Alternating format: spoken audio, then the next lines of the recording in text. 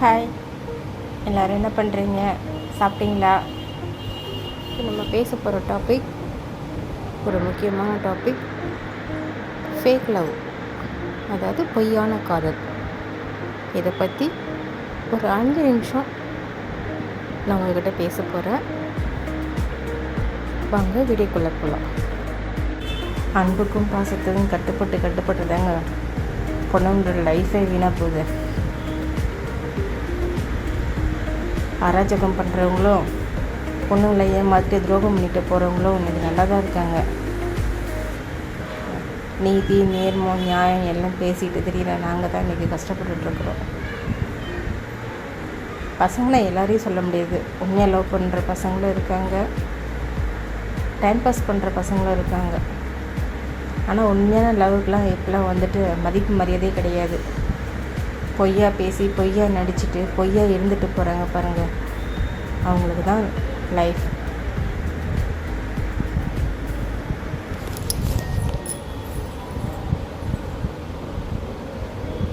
எனக்கு தெரிஞ்ச வரைக்கும் ஒரு பொண்ணு உங்களை விட்டு விலகிட்டானாக்க,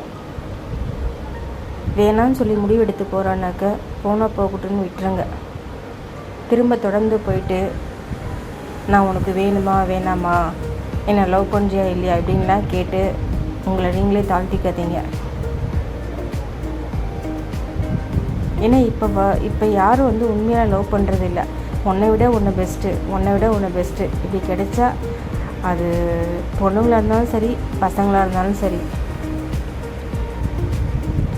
எது பெஸ்ட்டாக இருக்குன்னு பார்த்துட்டு போயிட்டே இருக்காங்க. என்ன தெரியுமா ஒன்று, உண்மையாக லவ் பண்ணுற பசங்களை 99% பார்க்க முடியறதில்லை.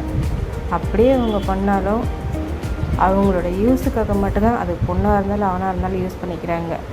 தேவைகள் முடிஞ்ச அப்புறம் தூக்கி எறியப்படுறாங்க.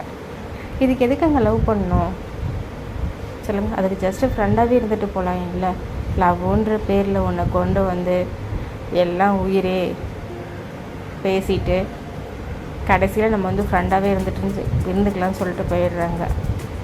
இதில் பாதிக்கப்படுறது உண்மையாக லவ் பண்ண அந்த பொண்ணும் அந்த பையனும் தான் பாதிக்கப்படுறாங்க. அந்த நேரம் அவங்க வேணான்னு சொல்லிட்டு போகும்போது, அந்த பாதிக்கப்படுற பொண்ணாக இருந்தாலும் சரி பையனாக இருந்தாலும் சரி, நம்மக்கிட்ட இப்படிலாம் பேசினாலே இப்படிலாம் பழகினாலே கடைசியில் நம்மளை வேணான்னு சொல்லிட்டு போயிட்டாலேன்னு சொல்லிட்டு அவன் தான் பித்து பிடிச்சி அலையிறான். லவ் பண்ணுற உண்மையாக பண்ணுங்க, இல்லைன்னா பண்ணாதீங்க தயவுசெய்து. ஏன் பசங்களாக இருந்தாலும் சரி பொண்ணுங்களாக இருந்தாலும் சரி உங்களோட லைஃப்பை நீங்களே அழைச்சிக்கிறீங்க?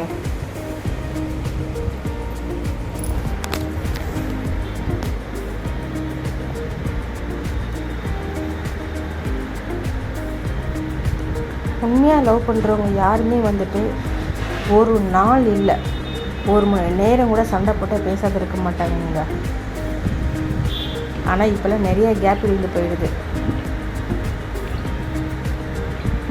எப்போ சண்டை வரும், எப்போ பிரிஞ்சு போகலாம், எப்போ அவாய்ட் பண்ணலாம், பிரேக்கப் பண்ணலாம், இதுதான் இப்போ நிறைய பசங்களோட மைண்ட் தாட்டில் ஓடிட்டுருக்கு.